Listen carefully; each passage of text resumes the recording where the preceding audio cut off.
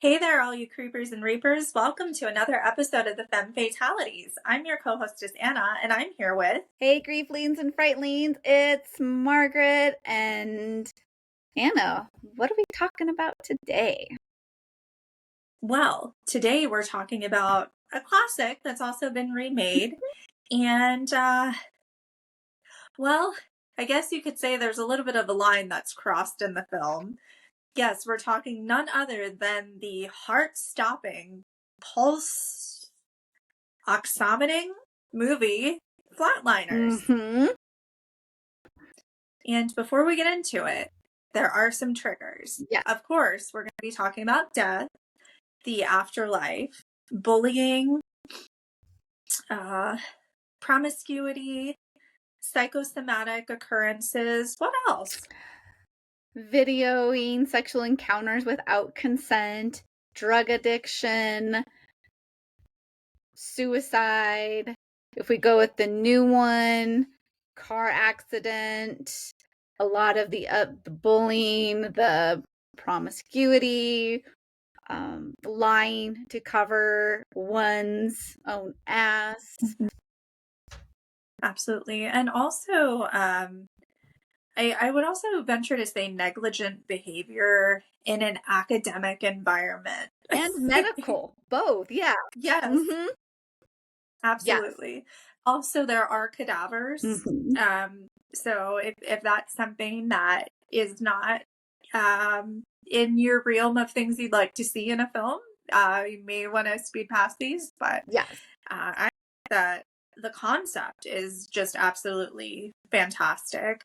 And I really enjoy this type of genre. Um, just long story short, to kind of sum up the general aspect, med students become fascinated with the line between life and death. They figure out a way to essentially flatline themselves, and then they find themselves in,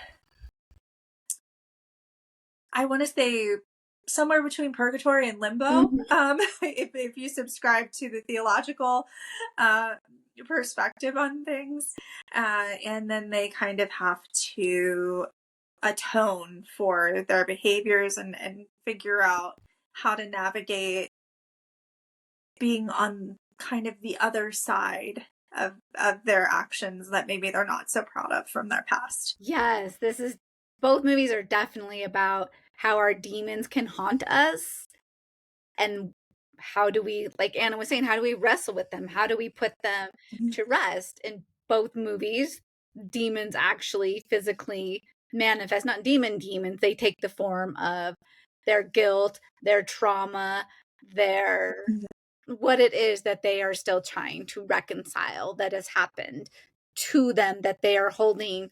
Like if we look at Julie, oh, what's her name? Oh, Julia Roberts. No, not Julia Roberts. Is it Julia Roberts in her? Yeah, Okay, no, yeah. Her yeah. character. She's carrying guilt for something that was not her fault, and that is Yeah. actually what she's trying to reconcile. So it's not always necessarily something that we hold ourselves accountable for. She's holding herself accountable for something that was not hers to be accountable for. Absolutely. And then I think too, we have characters in the movie that don't realize the consequences of their own action, Mm-hmm. and how that can impact people. And I mean, for me, one of my favorite scenes of either movie is Kevin Bacon's character when he tries to reconcile Mm-hmm. with the now adult woman that he bullied when they were children, and um, just recognizing how badly his behavior impacted her Mm-hmm. then and even through adulthood, and having to understand that and be aware of that, and how those things stay with us, they don't leave us. And I think as much as we see anti-bullying campaigns everywhere, I would venture to say that most kids today are still bullied in some way, shape, or form. Goodness knows I had a bully or two when I was a Mm-hmm. kid. So um, I really don't know that anyone gets past childhood being completely unscathed by a bully. Yes, yeah. And how his character has a different trajectory than Kiefer Sutherland's Hmm. character. They both were bullies, and how Kevin Bacon is really like, okay, like, even when she doesn't want him to atone in the beginning, and then afterwards Hmm. she's like, okay, like, thank you, like, and Yeah. I feel like she was like, well, kids are mean, like the things we do when we've been bullied. Okay, kids are mean, Hmm. and the things we're telling ourselves to help let go of what somebody has done to us, the harm that they've caused. She's making peace, and then he adds that extra layer of peace. For Kiefer Sutherland's Hmm. character, much more tragic, because he causes Yes. the death of the child that he's bullying, so he doesn't get to atone or apologize. And then we see how his life, or we're told, right, Hmm. he ends up in a boys' home. He's taken away from his Yeah. family for what he's done. And so, how often what happens in life when we victimize somebody else and then we end up becoming the victim, and then we lose the harm that we've caused the other person, and we Hmm. just focus on the harm that happened to us. And we can see that in his character, because then it's like, at first he doesn't want to say, I ended up in a boys' home because I caused Yeah. another child's death. It's, I did this. What more do you want from me? My life was already ruined. Yeah, Yeah. you did something, and there are consequences. And so often in life we miss that. We're like, I'm suffering from this, and we go, okay, let me Hmm. back up. How Yeah. can I heal this?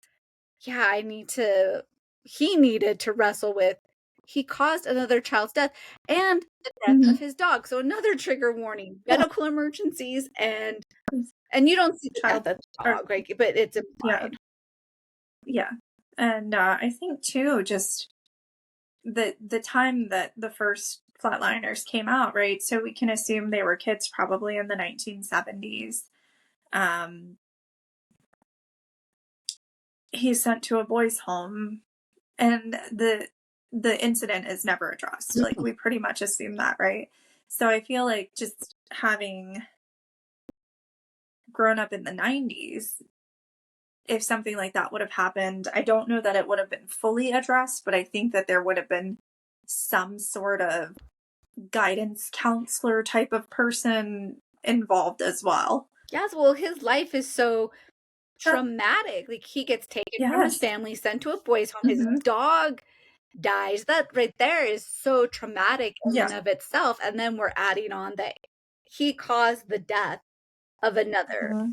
child. Like, he needs some major help. And we can see how in Yeah. his character he is egotistical. He's not the nicest person, and you can see he's had to become that way, hardened, Hmm. because, and so his guilt, his trauma actually feels like in the end it softens him a bit. Where you're talking Yeah. about Kevin Bacon's character was already a Yeah. softer character. He was Yeah. already somebody that was highly empathetic. Mhm. Absolutely. And then, of course, we have one of the Baldwin brothers. Mhm, Um, and I mean, okay, from my perspective, just slime ball, mhm. right? Um, I don't even know to say like he's a hardened character. I think he's just has some sort of intrinsic need to prove himself and does so through a multitude of sexual partners and exploiting them, Mhm. right? And so typically when we see, and let me know your opinion on this, when we see a character of that nature in a film or in reality, having multiple people that they're talking to, that they're sleeping with, whatever it is, they need the consistency of attention because it makes them feel full, it fills them up, right? But at the end of the day, it's never going to fill the hole in their soul, Yes. right? Because they have to do the work themselves. Mhm. They need to figure out why they feel empty in the first place and why they're behaving in the manner in which they are. Yes. Yeah, like he was, yeah, like I feel like you touched on him perfectly. Like he needs so much, and he's going about it in a very wrong Mm-hmm. way. And even as we see for him, like the unnervingness of the women, like coming back and being haunted by all those women. Mm-hmm. Absolutely. Well, and then the fiance finds Mm-hmm. the tapes, which is kind of beyond the flat line, right? Because that happens in reality. And um, not only now is he haunted by partners of the past, but he's also dealing with something that his actions has caused that's definite as well. Mm-hmm. Yeah, that he loses Mhm. his fiance because she can't be with him Yeah. after that. And Hmm. then we get to, right? Why am I forgetting her name today? Uh, Julia Roberts Yes, again? Julia Roberts. I want Yeah. to keep calling her Okay. Juliette Lewis. Julia Roberts, right? And she's completely different. Like her dad comes back from, we can guess, Vietnam. He has a Yeah. heroin addiction, which is really Hmm. common for Vietnam veterans. She walks in on him, and then he subsequently kills himself, and she holds Yeah. herself accountable for that. And so we see her traumatic grief and how it Hmm. manifests in her curiosity with the afterlife, Hmm. wanting to know, wanting to help people, wanting to explore that because she lost her dad so tragically. Hmm. Yeah, absolutely. And it really explains a lot about her personality and what we see of her as a person. And it is a very difficult thing. I think that whether it's divorce, some sort of filial loss, when children experience that, it is very easy for us to blame ourselves. Mhm. And that's a very difficult trauma to navigate through for the rest of our lives. Yeah, she didn't have an adult there to say this wasn't your Mhm. fault. Your dad wasn't in a good place. And so she carries it with her, as you touch on, right? This deep childhood loss and not having the supports that she needed in place. We could say none of these characters really had anybody in Mhm. their childhood losses, which the first Flatliners really seems to touch on this foundational developmental Yes. traumas, where we get in the Mhm. second one and their late adolescent, young adulthood traumas, Mhm. right? We have the texting while driving, causing the car accident that her sister dies in. Was it Margot who lied about giving somebody a medication who causes his death and then lies on the Mhm. paperwork? We also have the Yeah. promiscuous character. His turns out to be he has a kid. And then we have Yeah. the savior complex Mhm. character, which we really don't see in the 1990s when we have Mhm. more of the voice of reason. Like, why are you doing this? Yeah. Let's not do this. You guys are not Mhm. thinking. And that character turns into voice of Yeah. consciousness, but more of, he felt more savory to me. Mhm. Yeah. And I do think that you really hit a great point.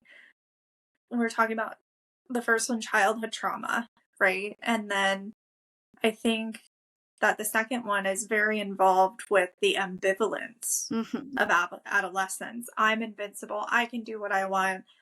I have no consequences. I don't have to account for what I've done and these things, and how, you know, the human brain is not fully matured until about 25 years, right? Mm-hmm. So the things that we're doing during our adolescence, the world is saying, okay, you're a young adult. Now you're 18, you're an adult, you're 21, now you're a full adult. But mentally, you have not developed fully to adulthood and maturity. Mm-hmm. So the things that we do when we're kids and teenagers, and even in our early 20s, we look at very differently beyond those ages. Mm-hmm. And I think it's very much a retrospective. If we take the flatlining element out of it, that could be anyone reaching an adult point in their life in terms of their perspective and mentality, and looking back and being like, my behavior impacted the situation, I now realize that I have guilt, or I now realize I should have done this. What can I do now Mm-hmm. to kind of move forward? Yes. Ooh, thank you for mentioning that. And I feel like in that you also touch on the first one gives hope that anybody can change, Mm-hmm. anybody can heal. The remake, Yes. or it's not really a remake, the second one feels like it's like, no, some people die from their guilt. Some people are killed Mm-hmm. by their guilt, which we see with Elliot Page's character that Mm-hmm. doesn't get any redemption, ends up dying from. Yeah. So it's more bleak that no, Mm-hmm. even the consequences when Margot goes and says what she did, facing the consequences. So one feels, first one's Mm-hmm. much darker. I feel like Yeah. much, yeah, it's just a darker one that brings hope. Yeah. The 2017 one is a brighter film and more jovial and Mm-hmm. happy, but also bleaker in the sense that it's like, no, like there's consequences, and sometimes Yeah. there are consequences that you aren't going to like. Mhm.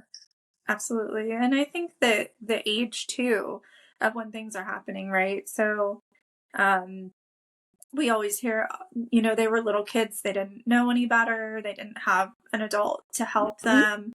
But even from a legal perspective, right, there are certain ages where you can't be penalized in the same way an adult would. Mm-hmm. But once you hit 13, 14, 15, 16, and beyond, that's no longer in the equation. Mm-hmm. So, yeah, confessing, talking about what really happened, but there are consequences. Yes. Um, and I think that part of that too, it shows how fear drives behavior Mm-hmm. associated with that age range, right? And we see it in so many horror films. Like, look at Hereditary. When he's driving his sister home and boom, right? He goes in the house, goes to bed, only for mom to discover the body the next morning, right? Because he was so afraid to get in trouble or what to do. Or even the shock, right? It's that like shock, fear, and then again, we talk about judgment. We can judge somebody. Oh, I would have. Mm-hmm. We don't know what we would really do in Mm-hmm. those No, situations because another absolutely part not. of us takes over. Our Mm-hmm. survival brain is Yes. so intelligent. It's not calling on our Mm-hmm. rational brain. It's not calling our voice of consciousness. It's like, No. how do I protect the body with minimal damage? And we Mm-hmm. see that horror movies show that often when we see people running up Mm-hmm. flights of stairs or going home after killing his sibling Oh, because absolutely. it's shock. And how do I survive Mm-hmm. this if I don't even think he in Hereditary, which we haven't discussed yet, I don't even think he was Mm-hmm. thinking. I think he just No, he was completely just like, shut down, like yeah, he doesn't know how absolutely. to. And who would? Mm-hmm. Like we think about that Right. scene. Oh my Yeah. gosh, like that is a shocking Mm-hmm. scene. So we'll save that scene for another cast. We're talking Yeah. about We'll Flatliners today. we'll talk about that later. Yes. Back to Flatliners, as Margaret said. Yeah, and you're right, it is easy to say, well, I would do it this way or I would do it that way, but until you're in a situation, you don't really know Mm-hmm. what you would do. And I think even if you do experience a situation, how many times do we look back and say, man, I wish I would have done this. I wish I would have said that. Or, I should have done or said this. And now I can't go back and I can't move forward by saying those things because it's over, and it makes it very difficult. But definitely, I think there's way more, like you said, the first one gives more hope, kind of like, through the lens of childhood trauma, we can see life in a much different way and exhibit behaviors that inspire others and help others, right? Whereas the second one is just like womp womp in some ways. Mm-hmm. Yes. And I also feel like the second one, when we talk about consequences, is Mm-hmm.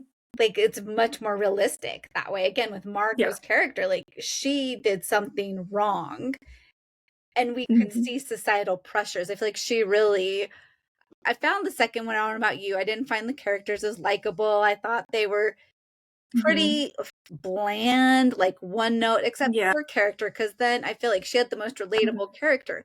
I think we've all been there Yeah. where we've made a mistake, and the fear of taking Mm-hmm. accountability for the mistake is that Oh yeah. much more frightening. So then the things we Mm-hmm. do to cover up that mistake, because we live in a very punitive world, a very judgmental world, where if I Yes. take accountability for a mistake, I am going to be punished, I am going to be hurt. And we see that with Margot's Mm-hmm. character. She can't be punished, she can't be hurt. She has to do these things. Yes. Absolutely. Yeah. And it's I think it's hard too because if I feel like all of us walking around, carry some guilt over some mistake that we've made, whether, it's with family, friends, work, school, whatever. And um, you know, I part of it becomes how do you navigate past that? But the other part is I always kind of feel like you should feel proud that you feel guilt over it because that means you're acknowledging the situation and you want to do better in life and guilt is not a great feeling, but I think it is an important feeling for everyone to experience at one time or another. Yeah, guilt is part of our journey. It's telling us we've Mhm. done something wrong, or we feel that we've done something wrong, and just asking us to lean in. Did I do something wrong? Yes, no. Who was Mhm. impacted? Can I? And again, we go back to Kevin Bacon's character. Yes, I did something wrong. I'm going to go ahead and I'm going to apologize. And I feel like we even see with Mhm. him, he forgives himself. Not only does he go to her, but he also does what Kiefer Sutherland's character couldn't, which is, Mhm. I fucked up. Let me Yeah. let me learn from this. Let me change Mhm. who I am. So often we think that if I hurt Anna's feelings, I have to apologize to her and she has to accept my apology. No, Mhm. I can Oh. apologize and she can be like, that's great, Margaret. I still don't trust you. I'm still hurt. And then how Mhm. do we work with, okay, how do I repair the Yeah. relationship? How do I say, okay, yeah, you're hurt. You're right. I really fucked up. You are hurt. Mhm. I am here when you or if you want to rebuild or repair our relationship. It happens in life. Sometimes people are so hurt Yeah. they have to protect themselves. And then how do we Absolutely. work through I lost a friendship because I hurt somebody?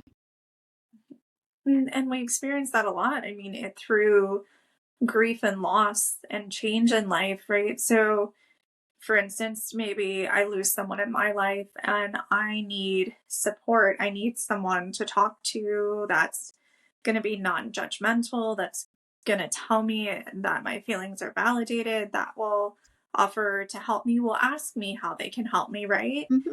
And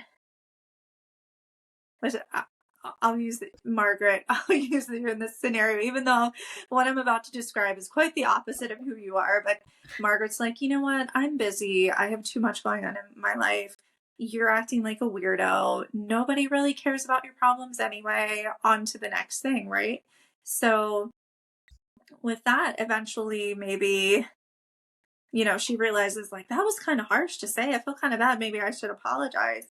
At that point, I might not be in a position to accept or want the apology. Mm-hmm. And that happens in life. And I think an important thing that happens in life is learning how to let go, Mm-hmm.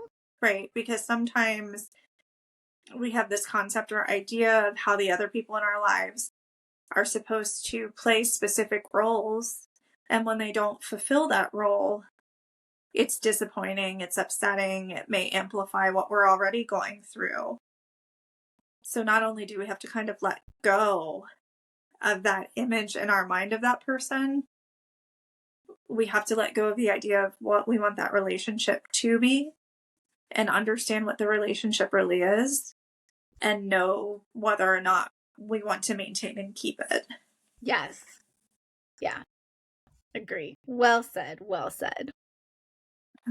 And sometimes, let me know what you think. I feel like sometimes that is even more difficult than grieving.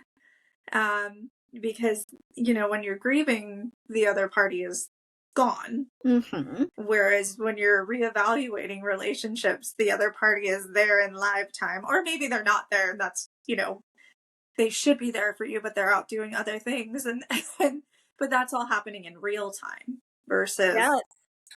this person died, or I got divorced, or they moved away, or the job changed, or whatever it is. That's already cut and dry and done. Whereas the live, real time Mm-hmm. relationships, jobs, homes, locations, all those sorts of things that are happening right now as we live and speak and breathe. Yeah, so I feel like you touch on that. We like finality so often it makes it easier to grieve. I moved, my job ended, this person died. It's like the period. So I often talk with my clients like, is it a period or a comma? Because sometimes we want the Mm-hmm. period and we have a comma, and so we struggle with the comma because the sentence is continuing where we really want to put a period. Okay, then how do we put a period where we want a comma? Mm-hmm. How do we put a comma where we want a period? What do we need? Because sometimes we have the finality and we have to work through that. And other times it's like, okay, how do I put a period here? Because Anna's mad at me. She's already told me she does not want to work on this relationship right now. Okay, so how am I grieving the relationship and putting a period? And Mm-hmm. maybe she'll reach out later and then we will start a new chapter or book. But for now, she's put the period. So how am I working with the period that she put? Absolutely. Well, Margaret, I've got to ask you, who do you most relate to Yes, in. yes. Before I answer that, I just have to give this little. Okay, they have Kiefer Sutherland do a cameo in the second one. Why couldn't they just make him the doctor he was in the first one? Like, that was so stupid. He's just a new Yeah, it doctor. would have made way more sense to stay with the storyline. Yeah, I was like, Yeah, I feel what? like a lot of movies do that. Like, we know who you are from the original, just be that same person. Yeah, Like they're doing that. I'm interested to see what is it, 28 years later? mm-hmm. Because apparently um some of the original actors are going to be in that, but I don't know if they're going to portray the same characters. So that'll be kind of interesting to watch and see what happens. Yeah, But yeah, it totally should have just been like, oh yeah, hey, I'm Dr. So and so versus yeah. yeah, yeah. So I just have to throw that. So again, the second one, I did not find those characters very relatable at all. In the first one, Julia Roberts' character is Rachel. I think Rachel with that, like, I want to help you, let's get you across, like, what's going on. And I feel like more like I would be the guy that, like, doesn't flatline, that's like, come on, you guys, like that voice of Yeah. reason, like, what are we doing? Mm-hmm. What's going on? Have you thought this through? How about you? So I feel like and this is a kind of a strange answer, but the Baldwin brothers Mm-hmm. fiance, Ooh. because um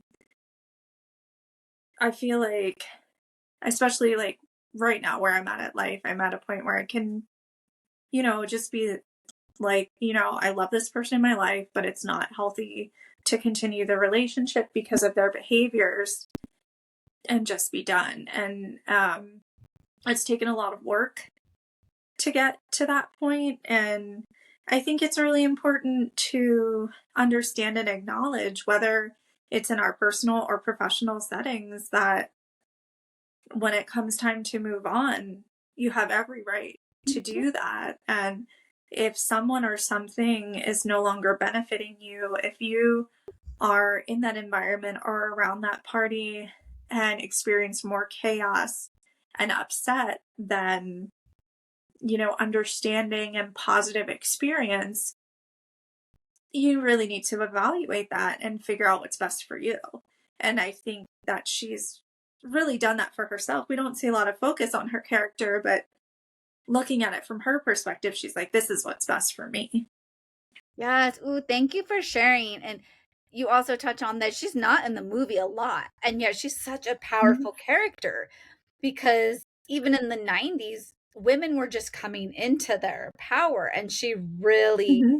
symbolizes that. She's not like, okay, we'll work through this. Oh my gosh. Mm-mm. She was like, no, I can't be with Yeah. you. Now this is over. So thank you. Mm-hmm.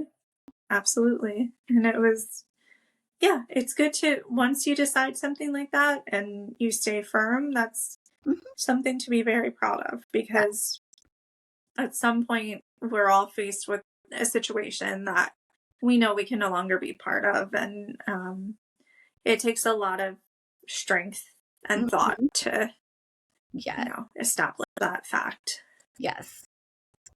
Mhm. Mhm. Absolutely. Yep. Well, I guess I'm going to have to remind everyone, keep drinking your Bruja brew, eat your coffin cookies. If you have any movies that are similar to Flatliners or anything you want us to talk about, let us know. Have you ever had a near-death experience? Do you want us to talk more about that?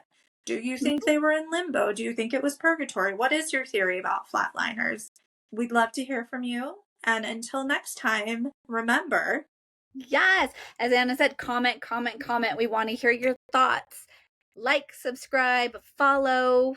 Thanks for watching and listening. we'll see you next time. Bye bye. Bye.